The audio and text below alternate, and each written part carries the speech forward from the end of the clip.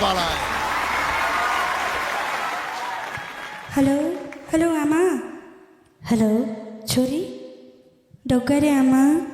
ल ल भाग्यमानी भइस् कहिले हो घर आउने खै थाहै छैन आमा छुट्टी नै मिल्दैन खै